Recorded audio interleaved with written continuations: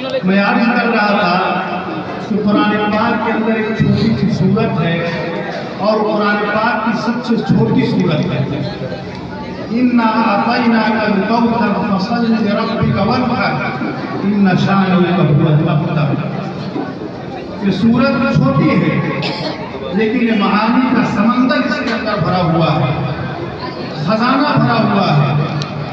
اللہ رب العزت نے حضور پاک صلی اللہ علیہ وسلم کی شان اور آپ کی عظمت اور بلندی کو بیان کرنے کے لیے اس سورت کو اتارا، اور اس سورت کا شان نزول یہ ہے کہ حضور پاک صلی اللہ علیہ وسلم کی اولاد پیدا ہوئی جن کا بچپنی میں انتقال ہو گیا۔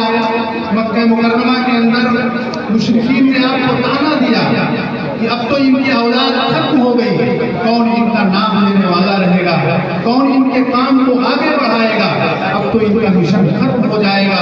انہوں نے خوشیاں منائی، ڈھول بجائے، اور کہنا چاہیے انہوں نے ہر طرح سے انہوں نے مزہ دیا اور ان کی منہ مانگی مراد پوری ہو گئی۔ اللہ رب العزت نے آسمان سے آیت کی صورت نازل فرمائی کہ اِنَّا أَعْطَيْنَاكَ الْكَوْثَرَ، اے نبی ہم نے آپ کو کوثر عطا کیا۔ کوثر ایک تو وہ ہے جو کوثر ہے جس سے جنت کے اندر، قیامت کے اندر جنتی وہاں پر حضور پاک صلی اللہ علیہ وسلم کے دست مبارک سے جام کوثر نوش کریں گے۔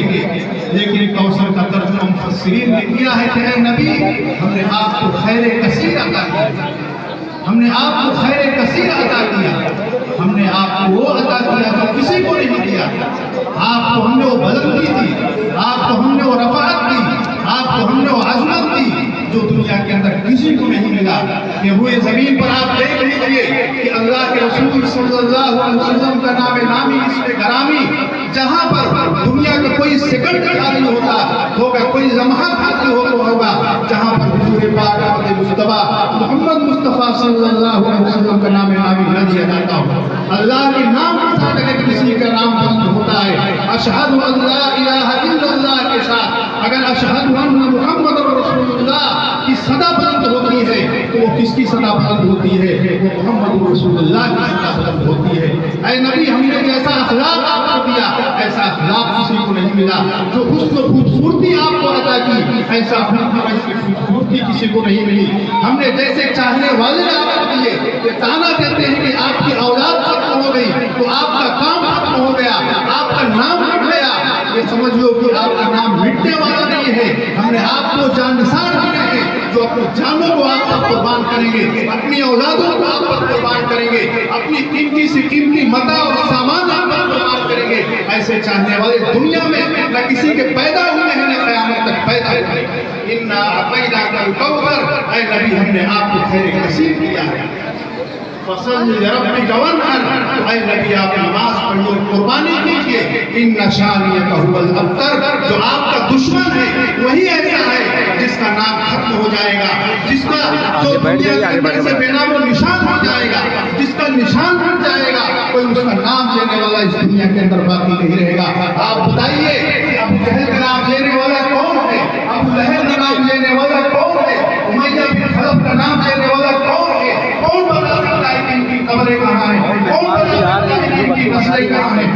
محمد رسول اللہ صلی اللہ علیہ وسلم پر جان نشاور کرنے والے نہیں، 2000 نہیں، 2000 لاکھ نہیں، کروڑوں نہیں اور کھربوں میں موجود ہیں، اور دنیا کا کوئی لمحہ کوئی وقت ایسا نہیں گزرا جہاں پر حضور پاک صلی اللہ علیہ وسلم کے نامی پر آپ کی عزت و ناموز پر مر مٹنے والے لوگ اس دنیا کے اندر نہ پائے گئے ہیں۔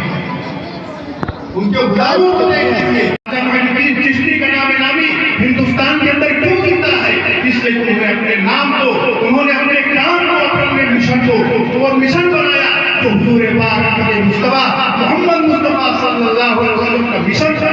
خواجہ نظام الدین اولیاء آج دنیا کے اندر کیوں زندہ ہے؟ ان کا نام کیوں زندہ ہے؟ اس لیے ان کی نسبت جڑی ہوئی ہے تاجدار برہا اور شہنشاہ عالم جناب محمد رسول اللہ صلی اللہ علیہ وسلم سے۔ میرے بھائیوں اور دوستوں، حضور کا نام لینا آسان ہے لیکن حضور پاک صلی اللہ علیہ وسلم کے مشن کو زندہ کرنا، آپ دنیا کے اندر کیوں تشریف لائے تھے؟ آپ کا کام کیا تھا؟ آپ نے اپنی امت کو پیغام کیا دیا؟ آپ نے اپنی امت کو کس چیز پر چھوڑا؟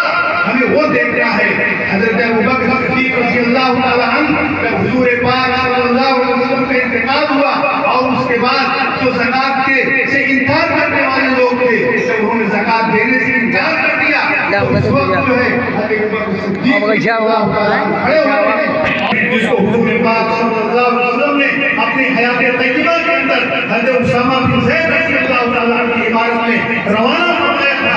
हजरत ऊपर आते हैं और कहते हैं अब ये मुनासिब नहीं है, आप लश्कर को न भेजिए।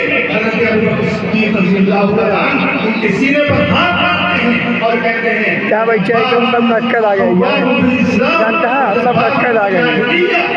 ज़माने जाहिलियत में तो बड़े बहादुर होते थे और आज बताएं और उस वक्त अगर कोई बकरी का एक रस्सी से काट के देता था तो मैं उससे वो रस्सी लेकर कहूँगा, चाहे उससे मुझे जंग करनी पड़े। मेरे भाइयों और दोस्तों, आज नबी का पैगाम समझने की जरूरत है कि नबी हमें क्या पैगाम देकर के गए, हमें क्या काम देकर के गए। नबी के काम का अंदाजा आप इससे कीजिए कि हुजूर पाक सल्लल्लाहु अलैहि वसल्लम की जगह अबू तालिब का इंतकाल हो रहा है, मक्के के बड़े बड़े सरदार उनके पास जमा है और हुजूर पाक सल्लल्लाहु अलैहि वसल्लम जो कि जिनके ऊपर अबू तालिब के बड़े एहसानात थे और आखिरी वक्त में आदमी इन चीजों में लिहाज करता है, लेकिन उस वक्त हुजूर पाक सल्लल्लाहु अलैहि वसल्लम का जो मिशन था, आपने उस मिशन को उस वक्त भी फरामोश नहीं किया और अबू तालिब से कहा, ऐ चाचा ला इलाहा इल्लल्लाह, आप कलिमा पढ़ लीजिए, हम आपकी सिफारिश करेंगे। यह है नबी का मिशन, मरते दम तक उनका जगह इंतकाल कर रहा है, जागने का कायम है, लेकिन नबी को अगर फिक्र है इस बात की है कि मेरे चाचा इस दुनिया से मुक्सर हो रहे हैं, वो कलमा पढ़ करके आए। मेरे भाइयों, अल्लाह के रसूल सल्लल्लाहु अलैहि वसल्लम ने हमें इस दुनिया के अंदर जो पैगाम दिया हुआ दिया और कुरान पाक के अंदर उसको बयान किया गया, तुम खैर उम्मतिन उखरिजत लिन्नास, तुम बेहतरीन उम्मत हो और तुम्हें लोगों के लिए बर्बाद किया गया है। सारी इंसानियत के लिए तुमको पैदा किया गया है, तुम सिर्फ मुसलमानों के लिए नहीं पैदा किए गए, तुम सिर्फ जो है हिंदुस्तान के लिए नहीं पैदा किए गए, तुम सिर्फ मस्जिदों के लिए नहीं पैदा किए गए, तुम सिर्फ अपने घरों के लिए नहीं पैदा किए गए, अपनी बस्तियों के लिए नहीं पैदा किए गए। ऐ मुसलमानों, तुम्हें हिंदुओं के लिए नहीं पैदा किया गया है, तुम्हें यहूदियों के लिए नहीं पैदा किया गया है, तुम्हें ईसाइयों के लिए नहीं पैदा किया गया है, सारी इंसानियत के लिए पैदा किया गया है। तुम सबको तौहीद की दावत दो, नबी का पैगाम सुनाओ, कुरान का पैगाम सुनाओ, ये नबी का मिशन है। कुंतुम खैर उम्मतिन उखरिजत लिन्नास, हमें सारी इंसानियत के लिए पैदा किया गया है।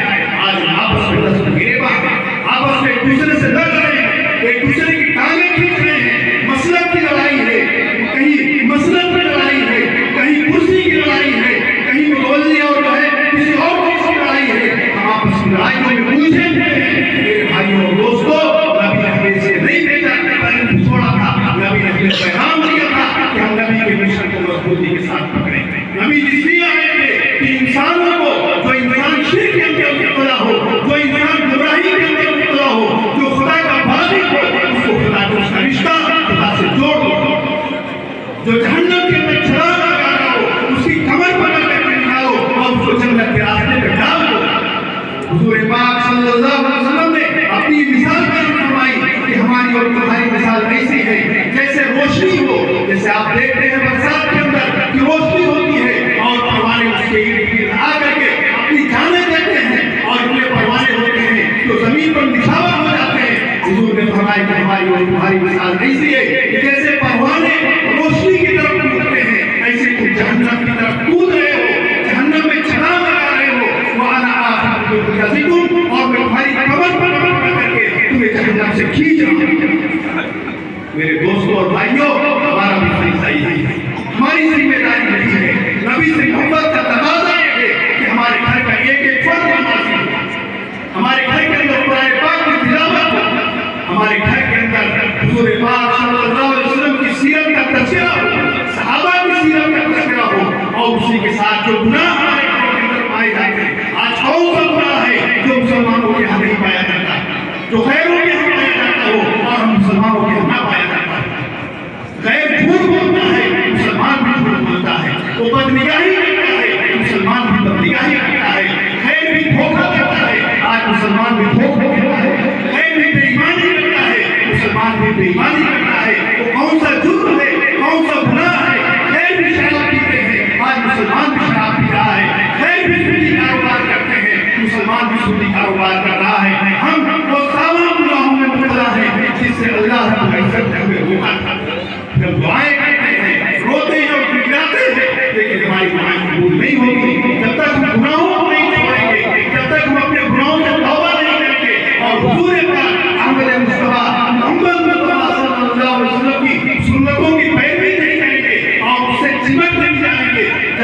میرے بھائی اور دوستوں دنیا کے اندر عزت کی زندگی نہیں جی سکتے. حضرت عمر رضی اللہ تعالیٰ عنہ کے زمانے میں جب شام فتح ہوا اور مسجد اقصی فتح ہوئی تو اس وقت وہاں کے پادریوں نے یہ مطالبہ کیا کہ آپ امیر المؤمنین یہاں پر آئیں اور ہم اپنے یہاں کی چابی ہم امیر المؤمنین کے حوالے کریں گے. حضرت ابی عبیدہ بن جراح رضی اللہ تعالیٰ عنہ وہاں کے کمانڈر تھے. حضرت عمر کو پیغام بھیجا گیا. حضرت عمر رضی اللہ تعالیٰ عنہ نے مشورہ کیا. حضرت علی رضی اللہ تعالیٰ عنہ نے مشورہ کیا کہ نہیں یہ اعزاز کی بات اور شرف کی بات ہے, آپ ضرور تشریف لے جائیں. چنانچہ حضرت عمر رضی اللہ تعالیٰ عنہ تشریف لے گئے اور وہاں پر جب پہنچے تو حضرت عمر رضی اللہ تعالیٰ عنہ کے کپڑوں پر جو ہے وہ پیبند لگے ہوئے تھے اور حضرت ابی عبیدہ رضی اللہ تعالیٰ عنہ جو شام کے حالات سے واقف تھے انہوں نے حضرت عمر رضی اللہ تعالیٰ عنہ کے جب لباس کو دیکھا تو انہوں نے کہا کہ آپ تھوڑا سا دوسرا لباس پہن لیتے. حضرت عمر رضی اللہ تعالیٰ عنہ ناراض ہوئے اور فرمایا تو بھائی ان کا کیا رہا ہے ابو عبیدہ, اے ابو عبیدہ اگر تمہاری عدالت میں یہ بات کہتا تو میرے سمجھ میں آتی, لیکن تمہیں بات کہہ رہے ہو ہمیں عزت لباس سے ملے گی, ہمیں عزت کرسی سے ملے گی, ہمیں عزت عہدے سے ملے گی. لقد اعزنا اللہ بالاسلام, اللہ نے ہمیں جو عزت دی ہے, جو بلندی دی ہے, جو مرتبہ عطا فرمایا ہے وہ اسلام کی وجہ سے ہے. مہما تطلب العزت لغیرہ یذلکم اللہ, تم عزت اگر اسلام کے راستے سے ہٹ کے اختیار کرو گے اور دوسرے کلچر کے اندر اپنی ترقی سمجھو گے, دوسروں کے طریقے کے اندر اگر اپنی ترقی سمجھو گے, دوسروں کے راستے پر چلنے تم اپنی عزت محسوس کرو گے, یذلکم اللہ, اللہ تعالیٰ تم کو ذلیل و رسوا کر دے گا. کوئی طاقت تم کو عزت نہیں دے سکتی, کوئی حکومت عزت دے سکتی ہے, کوئی پارٹی عزت دے سکتی ہے, کوئی اور چیز بھی عزت دے سکتی ہے. اگر عزت مل سکتی ہے صرف اسلام کے راستے پر چلنے میں. محمد رسول اللہ صلی اللہ علیہ وسلم کی پیروی کریں, اس کے علاوہ ہمارے پاس کوئی راستہ نہیں. امی بتایا پوچھا تھوڑا بہرے ان کے پاس تلواریں پھٹائی گئی, ان کے پاس سواریاں پھٹائی گئی, ان کے پاس کھانے کے ذخیرے تھے, لیکن ان کے پاس ایمان کی طاقت تھی, ایمان کی طاقت تھی اور حضور پاک صلی اللہ علیہ وسلم سے محبت کی طاقت تھی. پوری دنیا کو انہوں نے فتح کر دیا. آج ہمارے پاس سب کچھ ہے, کسی چیز کی کمی نہیں ہے, نہ دولت کی کمی ہے, نہ ہتھیار کی کمی ہے, نہ طاقت کی کمی ہے, نہ تعداد کی کمی ہے, کسی چیز کی کمی نہیں ہے. اگر کمی ہے تو ایمانی کی کمی ہے, غیرت ایمانی کی کمی ہے, محبت کی کمی ہے.